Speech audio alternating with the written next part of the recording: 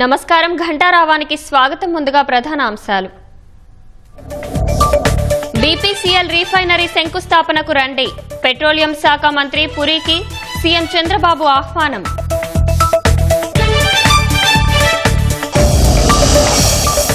పూర్వోదయ సాస్కీ కింద ఏపీకి చేయూతనివ్వాలన్న సీఎం. సీమ హార్టికల్చర్ హబ్కు నిధులు కేటాయించాలని వినతి. సుపరిపాలన అందించడమే ప్రజాప్రతినిధుల పని అన్న లోకేష్. పెట్టుబడులతో ఉద్యోగాలు తెచ్చేందుకు చర్యలు చేపట్టామని వెల్లడి. అన్నమయ్య జిల్లా గువ్వల చెరువులో ఇంట్లో పేలిన టీవీ. మహిళకు గాయాలు, పేలుడు కారణాలపై ఆరా.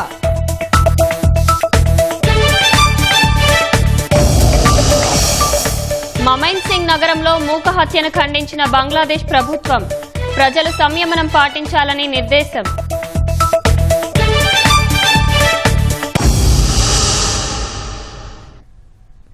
నెల్లూరు జిల్లాలో బీపీసీఎల్ గ్రీన్ఫీల్డ్ రీఫైనరీ ప్రాజెక్టు శంకుస్థాపనకు పెట్రోలియం శాఖ మంత్రి హర్దీప్ సింగ్ పూరిని ముఖ్యమంత్రి చంద్రబాబు ఆహ్వానించారు.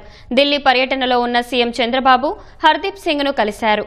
96,862 కోట్ల పెట్టుబడితో బీపీసీఎల్ చేపట్టే ఈ ప్రాజెక్టు దేశంలోనే అతిపెద్ద సమగ్ర ఇంధన ప్రాజెక్టుల్లో ఒకటిగా నిలుస్తుందని పేర్కొన్నారు. ఈ ప్రాజెక్టుకు రాష్ట్ర ప్రభుత్వం ఇప్పటికే 6,000 ఎకరాల భూమితో పాటు ఆకర్షణీయమైన ప్రోత్సాహకాలు అందించినట్టు సీఎం వెల్లడించారు. అన్ని దశల్లో వేగంగా ముందుకు సాగుతున్న గ్రీన్ఫీల్డ్ రీఫైనరీ ప్రాజెక్టుకు త్వరలోనే పర్యావరణ అనుమతులు రానున్నాయని, దీని ద్వారా రాష్ట్ర ఆర్థిక వృద్ధికి గణనీయమైన తోడ్పాటు లభిస్తుందని చంద్రబాబు చెప్పారు. రాయలసీమను హార్టికల్చర్ హబ్గా తీర్చిదిద్దేందుకు వచ్చే బడ్జెట్లో నిధులు కేటాయించాలని కేంద్ర ఆర్థిక శాఖ మంత్రి నిర్మలా సీతారామన్ను సీఎం చంద్రబాబు కోరారు. ఢిల్లీ పర్యటనలో ఉన్న ముఖ్యమంత్రి కేంద్ర మంత్రులతో వరుస భేటీలు నిర్వహిస్తున్నారు. కరువు పీడిత ప్రాంతాల దాహార్తిని తీర్చేందుకు, సాగునీటి అవసరాల కోసం గోదావరి వరద జలాల మళ్లింపు కోసం చేపట్టే పోలవరం, నల్లమల సాగర్ ప్రాజెక్టుకు చేయూత అందించాలని కేంద్ర మంత్రికి చంద్రబాబు విజ్ఞాపన పత్రం అందించారు. రాజధాని అమరావతి నిర్మాణానికి రుణ సహకారం అందించిన తరహాలోనే పోలవరం, నల్లమల సాగర్ ప్రాజెక్టుకు కూడా కేంద్రం చేయూత అందించాలని విన్నవించారు. వచ్చే బడ్జెట్లో ఈ ప్రాజెక్టుకు అవసరమైన ఆర్థిక సహాయాన్ని అందించాలని కోరారు.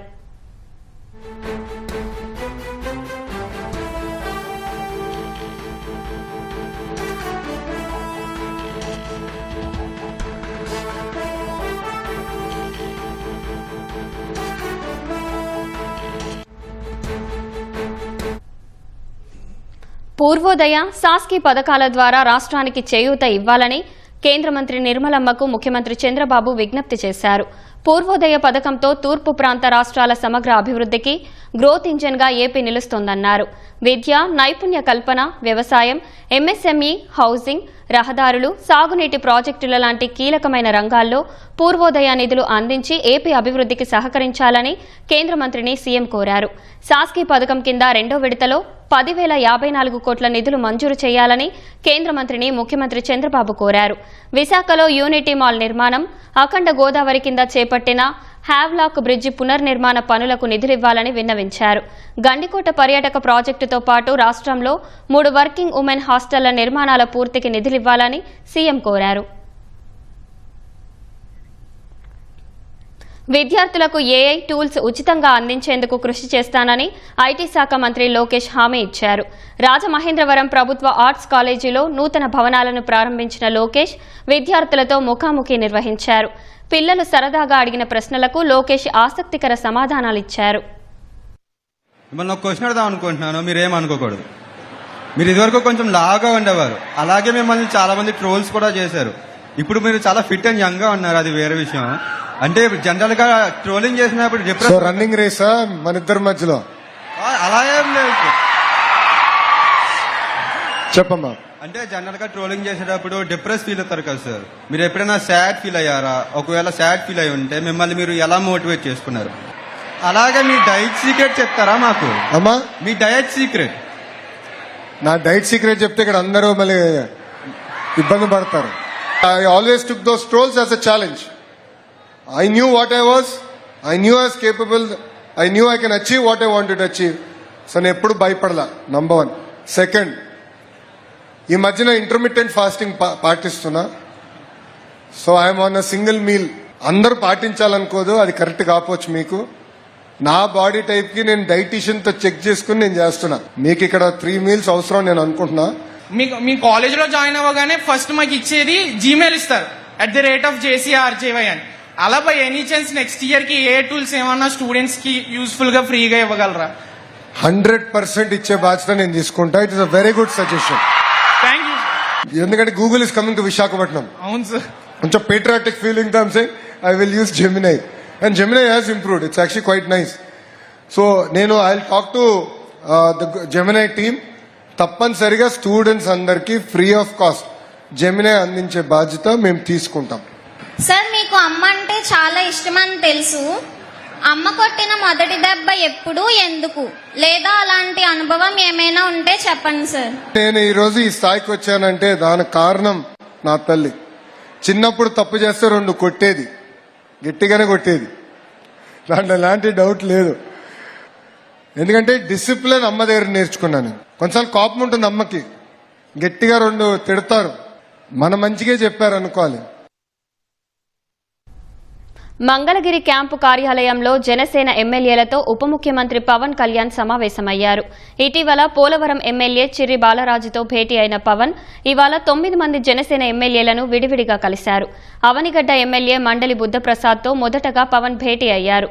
లోకం నాగమాధవి, వరప్రసాద్, గిడ్డి సత్యనారాయణ, పంతం నానాజీ, సిహెచ్ వంశీకృష్ణ, నిమ్మక జయకృష్ణ, పంచకర్ల రమేష్ బాబు, సుందరపు విజయ్ కుమార్లతో వరుస సమావేశాలు జరుగుతున్నాయి. కూటమి ప్రభుత్వం అధికారంలోకి వచ్చాక ఆయా నియోజకవర్గాల్లో చేపట్టిన అభివృద్ది కార్యక్రమాలపై పవన్ ప్రధానంగా చర్చిస్తున్నారు. సంక్షేమ పథకాల అమలు, ప్రత్యేకంగా చేపట్టిన ప్రాజెక్టుల పురోగతి, సమస్యలు, పార్టీ కార్యక్రమాల నిర్వహణపై ఎమ్మెల్యేలతో మాట్లాడుతున్నారు. కూటమి పార్టీల మధ్య సఖ్యతపైన చర్చిస్తున్నారు. రాష్ట్రంలో పెట్టుబడులు పెట్టేందుకు బ్రిటిష్ ఇంటర్నేషనల్ ఇన్వెస్ట్మెంట్ బృందం ముందుకొచ్చింది. మంత్రి కొల్లు రవీంద్రతో పెట్టుబడులపై ప్రత్యేకంగా చర్చించారు. ముఖ్యమంత్రి చంద్రబాబు ఆధ్వర్యంలో ఒప్పందాలు చేసుకుంటామని కొల్లు రవీంద్ర హామీ ఇచ్చారు. స్విట్జర్లాండ్కు చెందిన బ్రిటిష్ ఇంటర్నేషనల్ ఇన్వెస్ట్మెంట్ బృందంతో మంత్రి కొల్లు రవీంద్ర భేటీ అయ్యారు. ఏపీలో మహిళా పారిశ్రామికవేత్తలను ప్రోత్సహించడమే లక్ష్యంగా పెట్టుబడులు పెట్టనున్నారు. మచిలీపట్నంలో బీచ్ టూరిజం అభివృద్ధికి సిద్ధంగా ఉన్నామని మంత్రి కొల్లు పేర్కొన్నారు. రెన్యూవబుల్ ఎనర్జీ, క్రిటికల్ మినరల్స్ రంగంలోనూ పెట్టుబడులు పెడుతున్నట్లు తెలిపారు.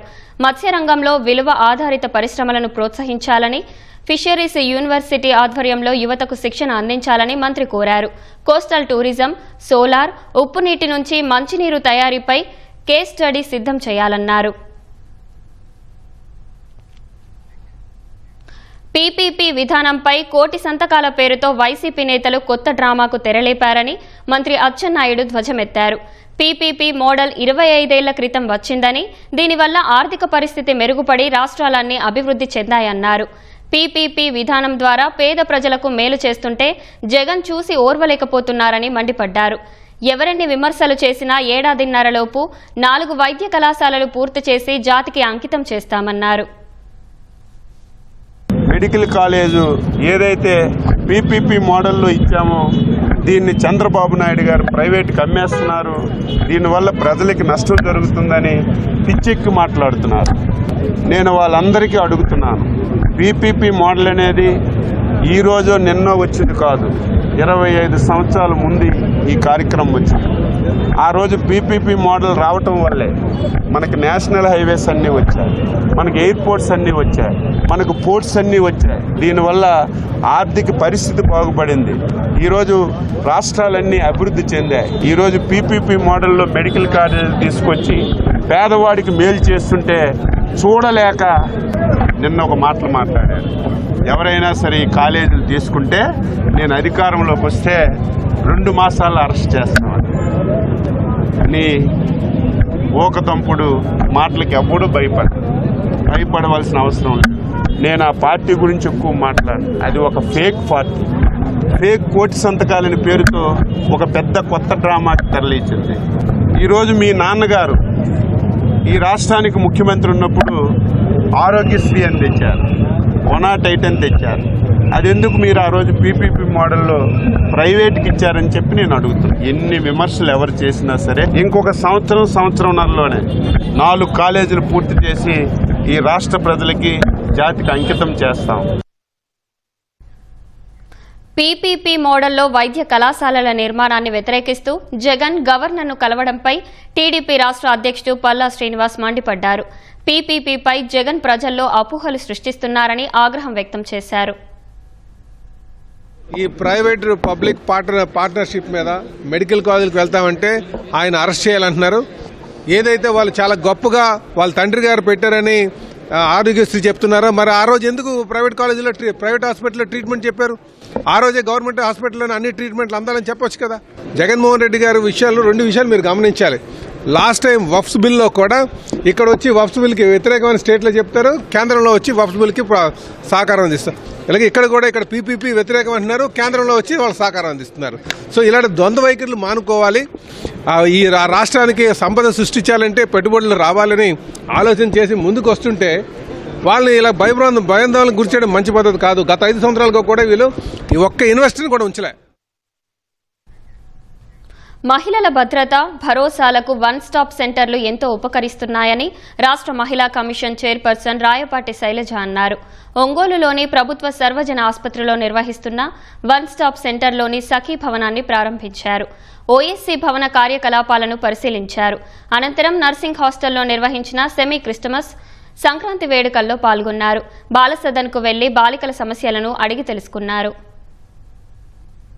ఈ మిషన్ శక్తి కింద పనిచేసే ఓఎస్సీస్ కానివ్వండి, శక్తి సదన్స్ కానీ ఇవన్నీ ఏంటంటే వాటిని యాక్చువల్లీ మొత్తం తిరుగుతూ చూస్తున్నా ఎలా పనిచేస్తున్నాయి. ఎందుకంటే ఒక మహిళకి ఆపద వచ్చినప్పుడు అన్ని వసతులు ఏదైతే వైద్యం కానివ్వండి, లేకపోతే న్యాయ సహాయం, అలాగే పోలీస్ సహాయం, ఎస్పెషలీ ఎఫ్ఐఆర్ ఫైల్ చేయటంలో ఇవన్నీ కూడా ఒక షాట్ ఉంటే ఇట్స్ ఈజీ బాధిత మహిళకి. ఎందుకంటే చాలామంది ఇబ్బందులు పడుతున్నా కూడా బయటికి రారు. కానీ ఇలాంటి ఒక వన్ స్టాప్ సెంటర్ ఉన్నప్పుడు వాళ్ళు మౌనంగా బాధ భరించడం కంటే ఇక్కడికి వచ్చినప్పుడు ఏంటంటే వాళ్ళు ధైర్యం కానివ్వండి, ఓకే ఇంతమంది ఉన్నారు నాకు హెల్ప్ చేయడానికి అనే భరోసా వాళ్ళకి వస్తుంది. సో యాక్చువల్లీ ఇప్పుడు ఓఎస్సీకి వచ్చే కేసెస్ కూడా కొన్ని చోట్ల ఎక్కడైతే ఎక్కువ ఉంటున్నాయో మేము ఎక్కువ వస్తున్నారు అంటే అవగాహన అనేది పెరుగుతుంది. That is what is needed. ఎందుకంటే ఆ ఉద్దేశంతోనే అప్పుడు సెంట్రల్ మినిస్ట్రీ కానివ్వండి, స్టేట్ గవర్నమెంట్ 2 పార్ట్నర్షిప్స్తో ప్రతి జిల్లాలో కూడా ఒక వన్ స్టాప్ సెంటర్ స్టార్ట్ చేయడం జరిగింది. బాధిత మహిళలకి ఇబ్బంది వచ్చాక ఆదుకోవటమే కాకుండా అది రాకుండా ఏం చేయాలనే అవేర్నెస్ సెషన్స్ కూడా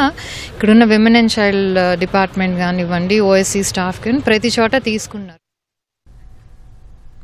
అన్నమయ్య జిల్లా రామాపురం మండలం గువ్వల చెరువులో ఓ ఇంట్లో టీవీ పేలింది. ఈ ఘటనలో నాగమ్మ అనే మహిళకు గాయాలయ్యాయి. పేలుడు తీవ్రతతో ఇంటి గోడలు దెబ్బతినగా కిటికీలు కొంతమేర పగిలిపోయాయి. పోలీసులు సంఘటనా స్థలానికి చేరుకుని దర్యాప్తు చేపట్టారు. టీవీ పేలడానికి గల కారణాలను ఆరా తీస్తున్నారు. సాంకేతిక లోపంతో టీవీ పగిలిందా లేక ఏదైనా పేలుడు పదార్థం ఇంట్లో ఉంచారా అనే కోణంలో పోలీసులు విచారిస్తున్నారు. పాత టీవీ కావడంతో షార్ట్ సర్క్యూట్కు గురై పేలి ఉంటుందని మరికొందరు అనుమానిస్తున్నారు. సనాతన ధర్మ పరిరక్షణకు ప్రతి ఒక్కరూ పాటుపడాల్సిన అవసరం ఉందని సినీ నటుడు నందమూరి బాలకృష్ణ అన్నారు.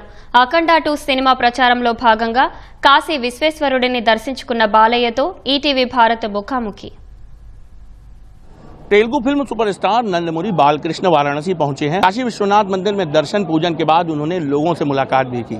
आइए नंदमुरी बालकृष्ण से बातचीत करते हैं और जानते हैं उनकी फ्यूचर प्लानिंग और फिल्म की सक्सेस के बाद क्या कहते हैं नंदमुरी। वो लगता है कि सनातन के प्रति लोगों का एक बहुत बड़ा रुझाव आ रहा है। जी आना चाहिए, क्योंकि मैं बताया था सब में है, लेकिन जो जवान है उनमें आना चाहिए। जी अपना जो जड़े हैं, जो अपने झड़े हैं उनको नहीं भूलना चाहिए।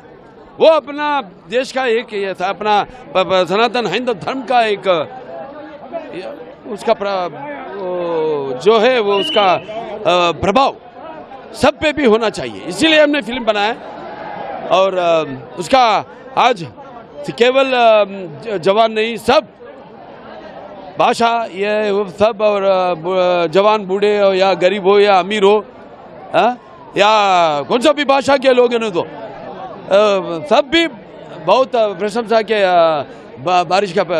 जिस तरह से फिल्म की सक्सेस हुई है, आपका कोई ऐसा एक्सपीरियंस रहा है फिल्म की शूटिंग के दौरान जिसमें लगा हो कि आपके साथ ईश्वर खड़े हुए हैं, या आपका कोई ऐसा एक्सपीरियंस? जी हर कैरेक्टर मैं ऐसे ही करता हूँ। अब देखिए मैं बोला था 219 से, अभी मैं 65 साल का हूँ फिर भी गोइंग स्ट्रांग, सब ईश्वर की कृपा है। क्योंकि मैंने 4 फिल्म एक के बाद एक सब 4 फिल्म हिट हुए। पहला था अखंडा पहला भाग, उसके बाद आया था वीरसिम्हा रेड्डी, उसके बाद आया था नेलकोंडा भगवंत केसरी, उसके बाद आया था ढाकू महाराज, अभी आया है अखंडा तांडव।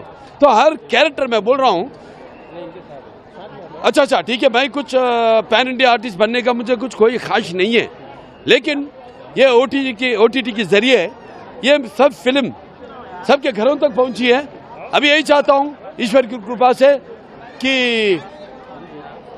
हर के दिलों के में भी पहुंचूं। सर आपने कहा आप 65 ईयर्स के हैं, नरेंद्र मोदी की भी उम्र 75 वर्ष हो गई है, आपकी और मोदी जी की फिटनेस का राज क्या है? जी मोदी जी आप देख रहे हैं, जब भी आतंकवाद अपने देश को कैसा भी हमला कर रहे हैं तो उनको कैसा सबक सिखाया है। सब आतंकवाद नहीं होते, धर्म रक्षण के लिए उन्होंने कैसे, तो उनका ये जो है इमोशन उनमें, तो प्रधानमंत्री को भी मैं धन्यवाद करता हूँ, जैसे वो आतंकवादियों से अपना देश को वो रक्षण दे रहे हैं, और अपन सब भी उनके शुक्रगुजार हैं जी। और वही मेरा भी है, जो मेरे पिताजी का खून मेरे रगों में बह रहा है। फ्यूचर में अब आगे के क्या प्रोग्राम है? मैं कुछ नहीं प्रोग्राम बनाता हूँ जी, सब ईश्वर की कृपा है बस। वो बालकृष्णा का जो आगमन हुआ है उसके बाद उन्होंने विश्वनाथ मंदिर में दर्शन पूजन के साथ ही अपने फिल्मों के बारे में बातें की, अपने जो फिटनेस के बारे में बातें की, उन्होंने खुलकर चीज़ों को रखा और फिल्म की सक्सेस का श्रेय पब्लिक को देते हुए बाबा विश्वनाथ को भी धन्यवाद दिया है। वाराणसी कैमरा पर्सन मनोज के साथ गोपाल में ETV Bharat. Kurnool silver Jubilee ప్రభుత్వ కళాశాలలో ఈటీవీ ఈనాడు ఆధ్వర్యంలో సైబర్ నేరాలపై అవగాహన సదస్సు నిర్వహించారు. కార్యక్రమంలో పాల్గొన్న పోలీసులు సైబర్ మోసాలపై విద్యార్థులకు అవగాహన కల్పించారు.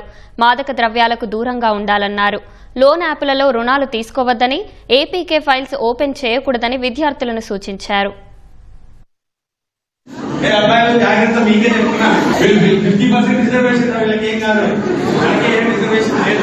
కాబట్టి బుద్ధిగా అమ్మాయిలు కట్టబడకుండా చదువుకోండి, ఉద్యోగంలో వస్తాయి. మీకు వచ్చే అన్నోన్ లింక్స్ ని దయచేసి మీరు క్లిక్ చేయొద్దు. .apk అని ఉంటుంది లాస్ట్ లో, ఆ ఫైల్స్ ని క్లిక్ చేయొద్దు. క్లిక్ చేసే దాని వల్ల నీ ఫస్ట్ నీ వాట్సాప్ హ్యాక్ అవుతుంది, నీ టోటల్ డేటా వాడేసేస్తుంది. లోన్స్ యాప్ లో లోన్లు తీసుకోవద్దు, మన డేటా మనమే ఇచ్చి మనమే బాధపడుతున్నాం. సో మీ డేటాని సెక్యూర్ చేసుకోవాల్సిన బాధ్యత మీదే. బంగ్లాదేశ్లో ఇంక్విలాబ్ మంచ్ కన్వీనర్ షరీఫ్ ఉస్మాన్ హాదీ మృతితో ఆ దేశంలో మరోసారి తీవ్ర ఉద్రిక్త పరిస్థితులు నెలకొన్నాయి. రాజధాని ఢాకా సహా పలు చోట్ల అల్లరి ముక్కలు బీభత్సం సృష్టించాయి. 2 పత్రికా కార్యాలయాల్ని తగలబెట్టాయి. చెత్తోగ్రామ్లోని భారత అసిస్టెంట్ హై కమిషనర్ నివాసంపై దుండగులు ఇటుకలు, రాళ్లు విసిరారు. బంగ్లాదేశ్ వ్యవస్థాపక నాయకుడు షేక్ ముజీబుర్ రహమాన్ ఇంటికి నిప్పు పెట్టారు. శాంతి భద్రతలను అదుపులో ఉంచేందుకు బంగ్లాదేశ్ హోంశాఖ భారీగా బలగాలను మోహరించింది. విద్యార్థి నాయకుడు ఇంక్విలాబ్ మంచ్ కన్వీనర్ షరీఫ్ ఉస్మాన్ హాదీ మృతితో బంగ్లాదేశ్ రాజధాని ఢాకా అట్టుడికింది. సింగపూర్లో చికిత్స పొందుతూ షరీఫ్ ఉస్మాన్ మృతి చెందాడని తాత్కాలిక ప్రభుత్వ సారథి మహమ్మద్ యూనస్ ప్రకటించగా, విద్యార్థులు, ఇంక్విలాబ్ మద్దతుదారులు గురువారం రాత్రి పెద్ద ఎత్తున రోడ్లపైకి వచ్చి బీభత్సం సృష్టించారు. పలు పత్రికా కార్యాలయాలపై దాడులు చేశారు. బెంగాలీ పత్రిక ప్రోథోమ్ అలో కార్యాలయానికి అల్లరి మూకలు నిప్పు పెట్టారు. దుండగులతో మాట్లాడేందుకు యత్నించిన న్యూ ఏజ్ పత్రిక ఎడిటర్ నూరుల్ కబీర్ పైన దాడి చేశారు. కవ్రాన్ బజార్లోని డైలీ స్టార్ పత్రికా కార్యాలయానికి నిప్పు పెట్టగా 25 మంది జర్నలిస్టులను అగ్నిమాపక సిబ్బంది కాపాడారు. వీరిలో మహిళా జర్నలిస్టులు కూడా ఉన్నారు. అల్లరి మూకల దాడులను నిరసిస్తూ బంగ్లాదేశ్లో ప్రధాన పత్రికలు నేడు తమ కార్యకలాపాలను సస్పెండ్ చేశాయి.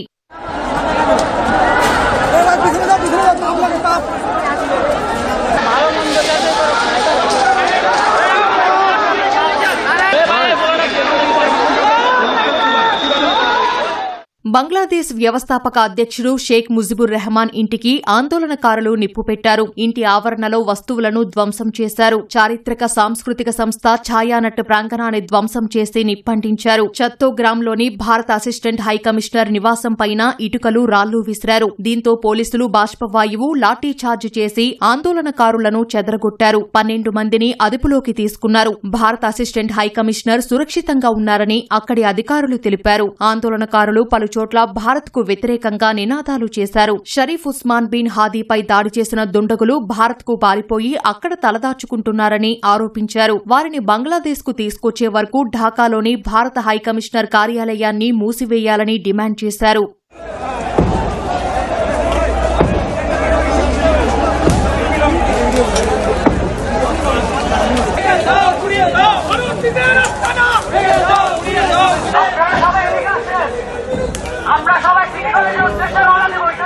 హాదీపై దాడి చేసిన దుండగులను చట్టం ముందు నిలబెడతామని బంగ్లాదేశ్ తాత్కాలిక ప్రభుత్వ సారథి మహమ్మద్ యూనస్ తెలిపారు. నిందితులపై కఠిన చర్యలు తీసుకుంటామని, పౌరులంతా శాంతంగా ఉండాలని సూచించారు. అటు శాంతి భద్రతలను అదుపులో ఉంచేందుకు బంగ్లాదేశ్ హోంశాఖ భారీగా బలగాలను మోహరించింది. హాదీపై కాల్పులు జరిపిన దుండగులను అప్పగిస్తే 50 లక్షల టాకాలను రివార్డుగా ఇస్తామని బంగ్లాదేశ్ హోంశాఖ సలహాదారు తెలిపారు.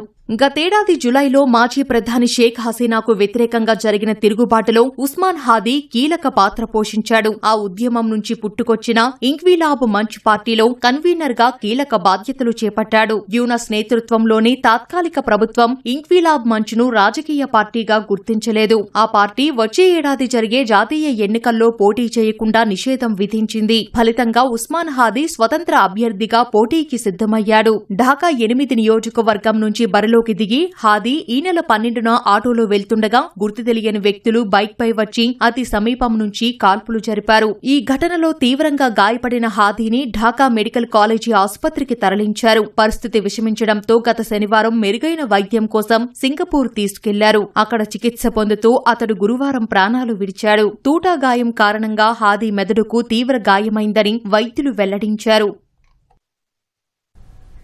మూకదాడులకు పాల్పడకుండా ప్రజలంతా సంయమనం పాటించాలని బంగ్లాదేశ్ తాత్కాలిక ప్రభుత్వం కోరింది. మమైన్ సింగ్ నగరంలో జరిగిన మూక హత్యను తీవ్రంగా ఖండించింది. ఈ దారుణానికి పాల్పడిన వారిని వదిలిపెట్టబోమని హెచ్చరించింది. నయా బంగ్లాదేశ్లో హింసకు చోటు లేదని తెలిపింది. దైవదూషణకు పాల్పడ్డాడని ఆరోపిస్తూ మమైన్ సింగ్ నగరంలో మైనార్టీలకు చెందిన దీపు చంద్రదాస్ అనే వ్యక్తిని కొందరు కొట్టి చంపారు. అనంతరం అతడి మృతదేహానికి నిప్పంటించారు. హింస, ఆస్తుల ధ్వంసం, బెదిరింపులను ఖండిస్తున్నామని బంగ్లాదేశ్ తాత్కాలిక ప్రభుత్వ ప్రధాన సలహాదారు ప్రకటన విడుదల చేశారు. ప్రజాస్వామ్యంలోకి అడుగు పెట్టేందుకు పయనిస్తున్న క్రమంలో ఇలాంటి ఘటనలు విచారకరమని అందులో పేర్కొన్నారు. పత్రికా కార్యాలయాలపై దాడులను సైతం బంగ్లాదేశ్ ప్రభుత్వం ఖండించింది. The Daily Star, New Age, Prothom Alo పాత్రికేయులకు అండగా నిలుస్తామని తెలిపింది. దాడులకు గురైన వారికి క్షమాపణలు చెప్పింది. హింసను ఎదుర్కొనే క్రమంలో జర్నలిస్టులు చూపిన ధైర్యం బంగ్లాదేశ్ మొత్తం చూసిందని పేర్కొంది. జర్నలిస్టులపై దాడి అంటే సత్యంపై దాడి చేసినట్టేనని తెలిపింది. బంగ్లాదేశ్లో ఉద్రిక్త పరిస్థితులను దృష్టిలో పెట్టుకుని ఆ దేశంలో ఉండే భారతీయులను కేంద్రం అప్రమత్తం చేసింది.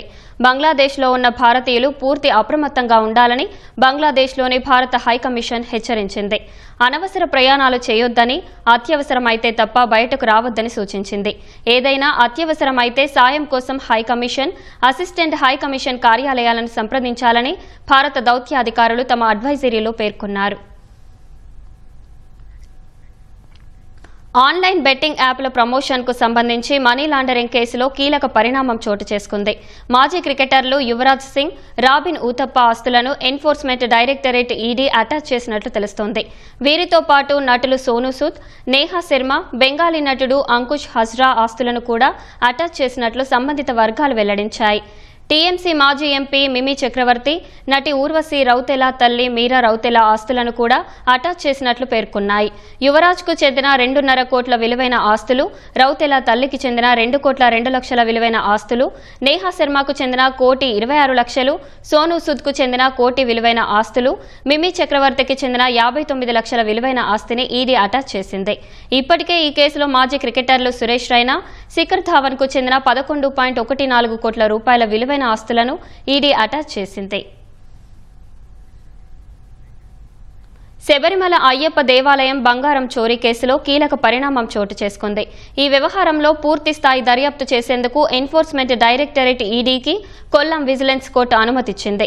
ఇప్పటి వరకు నమోదైన 2 ఎఫ్ఐఆర్ కాపీలు, నిందితులకు సంబంధించి సిట్ దాఖలు చేసిన రిమాండ్ రిపోర్టులు సహా ఇతర కీలక దస్త్రాలను ఈడీకి తక్షణమే ఇవ్వాలని న్యాయస్థానం ఆదేశించింది. ఈ కేసులో ఈడీ త్వరలో మనీ లాండరింగ్ నిరోధక చట్టం కింద కేసు నమోదు చేయనుందని తెలిసింది. శబరిమల ఆలయంలోని దేవుడి విగ్రహాల బంగారు తాపడం బరువులో వ్యత్యాసంపై దర్యాప్తు చేపట్టేందుకు కేరళ ప్రభుత్వం సిట్ను ఏర్పాటు చేసింది. అందులో భాగంగా సిట్ 7గురిని అరెస్టు చేసింది. అయితే మనీ లాండరింగ్ కోణంలో దర్యాప్తు చేపట్టేందుకు అనుమతించాలని కోరుతూ ఈడీ తొలుత కేరళ హైకోర్టును ఆశ్రయించింది. హైకోర్టు సూచన మేరకు కొల్లం విజిలెన్స్ కోర్టులో పిటిషన్ వేయగా ఈడీ విజ్ఞప్తిని సిట్ వ్యతిరేకించింది. ఒకేసారి 2 కొనసాగడం దర్యాప్తును ప్రభావితం చేస్తాయని అభిప్రాయపడింది. సిట్ వాదనలను తిరస్కరించిన కొల్లం విజిలెన్స్ కోర్టు ఈడీ విచారణకు అనుమతించింది.